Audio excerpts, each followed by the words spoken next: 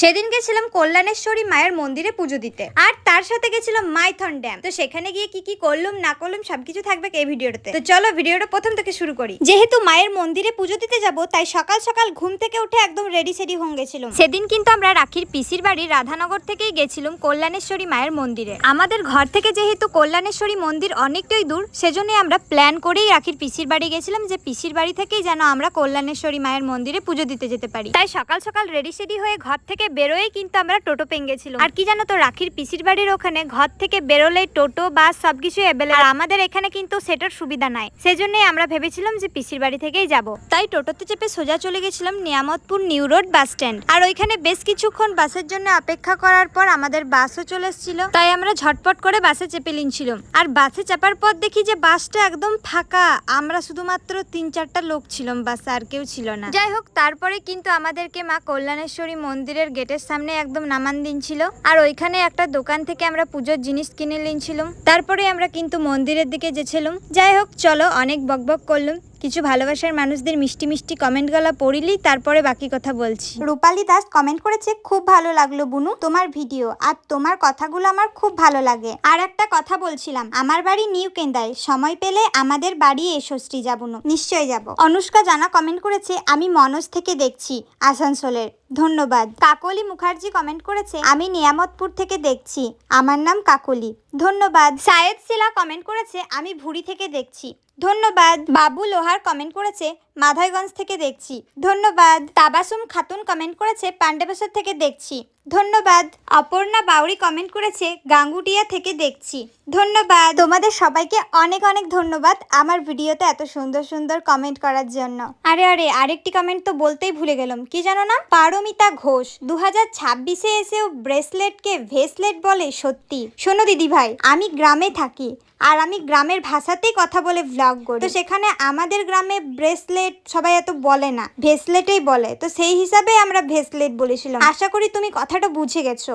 পরবর্তীতে কমেন্ট করতে এলে একটু বুঝে শুনে কমেন্ট করো, ধন্যবাদ। যাই হোক, এত বক বক করতে করতে মায়ের দর্শন হয়ে গেল। এত বড় লাইন ছিল সেদিন, কি আর বলবো। তাও যে মায়ের দর্শন পেয়েছিলাম সেটা বিশাল ব্যাপার। আসলে আমরা যেদিন গেছিলাম সেদিন ছিল শনিবার, আর শনিবারে কিন্তু মন্দিরে অনেক ভিড় হয়। তো আমরা যেহেতু সকালে 7টার সময় ঘর থেকে বেরাচ্ছিলাম, তাই একটু জলদি জলদি পুজোটাও দেওয়া হয়ে গেছিল। সেদিন কিন্তু অনেক লাইন ছিল। যাই হোক, পুজো দেওয়া কমপ্লিট হওয়ার পর আমরা চলে এসেছিলাম মন্দিরের পেছনে, ওই যে নদীটা আছে না ওইখানে। অনেক ভিডিওতে দেখেছি যে বর্ষাকালের সময় নাকি অনেক দূর পর্যন্ত জল চলে আসে, তাই ভাবলাম যে এখন গিয়ে দেখে আসি কিরকম অবস্থায় আছে। আর সত্যি কথা বলতে ওই জায়গাটা কিন্তু আমার বেশ ভালো লেগেছিল। তবে যেহেতু সেদিন অনেক গরম ছিল আর রোদও দিন ছিল, সেই জন্য এই জায়গাটা না অনেক গরম হয়ে গেছিল। তো পা গুলো পুরো গরম লেগে গেছিল, খালি পায়ে ছিলাম বলে। মন্দিরে যা ভিড় ছিল বাপরে বাপ। তবে পেছন দিকটাতেও কোনো অংশে কম নয়, এখানেও ভালোই ভিড় ছিল। যারা ধরো প্রথমবার এসছে তারা কিন্তু এসছিল দেখার জন্য। তারপরে অনেকেই আসছে ফটো তোলার জন্য। আমি তো ছোটবেলায় যখন একবার মাইথন ড্যাম পিকনিক করতে এসেছিলাম টিউশনের স্যারের সাথে, তখনই একবার এসেছিলাম কল্যাণেশ্বরী মায়ের মন্দিরে। তবে একদম ভেতরে ঢুকতে পারিনি, মানে মায়ের দর্শন হয় নাই, জাস্ট মন্দিরটা দেখেছিলাম, এমনি ঘোরাফেরা করেছিলাম। আর এই পেছন দিকটাতেও আসা হয় নাই, তখন অনেকটাই ছোট ছিলাম, আর অনেকটাই রাত হয়ে গেছিল বলে আমাদেরকে জলদির মধ্যে নিয়ে চলে গেছিল।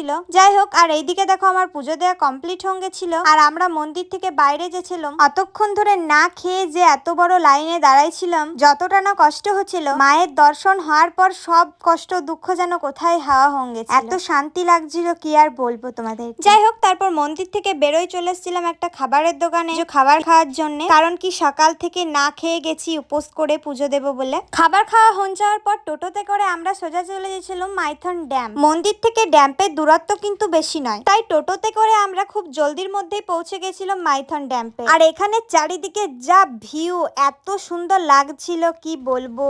আমি তো বেশ মজা করে টোটোতে হেলতে দুলতে গেছিলাম, একদম পুরো হাওয়া খেতে খেতে, এসির হাওয়া ফেল একদম। যাই হোক, আর এই দাদাগুলোকে দেখতে পাচ্ছ, এই দাদাগুলো কিন্তু আমাদের ভিডিও দেখে। মন্দির থেকে বেরোয় যখন আমরা টোটো খুঁজছিলাম, তখন দাদাগুলো এসে বললো, চলো তোমাদেরকে আমরা মাইথন ড্যাম্পে করে দিচ্ছি। তো মন্দির থেকে দাদাগুলো আমাদেরকে মাইথন ড্যাম্পে ছেড়ে দিল, আর আমাদেরকে অনেক সুন্দরভাবে ভাবে গাইডও করে দিয়েছিল। যাই হোক, তোমাদেরকে অনেক অনেক ধন্যবাদ। তোমরা বলেছিলে তোমাদেরকে আমার ভিডিওতে নিতে, তাই নিয়ে নিচ্ছি। যদি ভিডিওটা তোমরা দেখে থাকো তাহলে অবশ্যই একটা করে কমেন্ট করবে। আমরা যখন উপরে দাঁড়াইছিলাম, নিচে দেখলাম এই বোটটা দাঁড়ায় আছে, সেজন্য আমরা চলে আসলাম বোটটার সামনে আর উপরে চেপে অনেক ভিডিও করেছি, ফটো তুলেছি। ওখানে থাকতে কিন্তু আমার অনেক ভালো লাগছিল, কিন্তু এত রোদ দিন ছিল বলে আর বেশিক্ষণ থাকি নাই।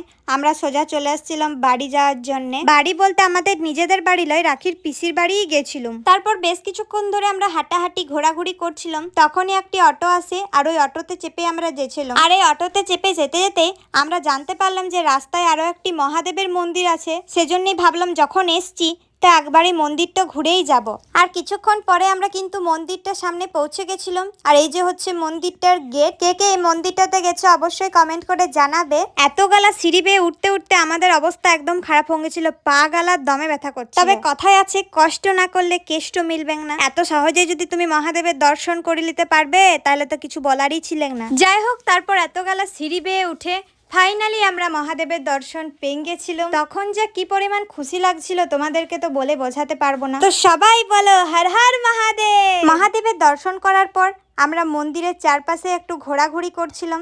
এইখানের ভিউটাও কিন্তু দারুণ ছিল। যাই হোক, তারপর মহাদেবের দর্শন করে এবার আমরা নিচে আসছিলাম। আর আমরা এতটাই থকে গেছিলাম যে কি বলবো, আর এতটা সিঁড়ি বেয়ে নিচে আসতেও আর ইচ্ছা করছিল না, মনে হয়েছিল ওইখানেই থেকে যাই, সারাদিন যা ঘোরাঘুরি করেছি। যাই হোক, তারপর আমরা চলে এসেছিলাম রাখির পিসি বাড়ি। তার আগে আমি আর কোনো রকম কোনো ক্লিপ নিতে পারি নাই, যা থকে গেছিলাম কি আর বলবো। তারপর বাড়ি এসে অনেকটাক্ষণ শুয়েছিলাম। তো চলো, ব্লগটা এখানেই শেষ করছি। তোমরা সবাই ভালো থেকো, সুস্থ থেকো। আর কে কোথা থেকে ভিডিও দেখছো অবশ্যই কমেন্ট করে জানাবে। আর কে কে ভিডিওটা শেষ পর্যন্ত দেখলে সেটাও কমেন্ট করে জানাবে, তাহলে নেক্সট ভিডিওতে তোমাদের নামগুলো বলবো। তো চলো, আজকের মতো টাটা, দেখা হচ্ছে নতুন কোনো ব্লগের সাথে। রাধে রাধে।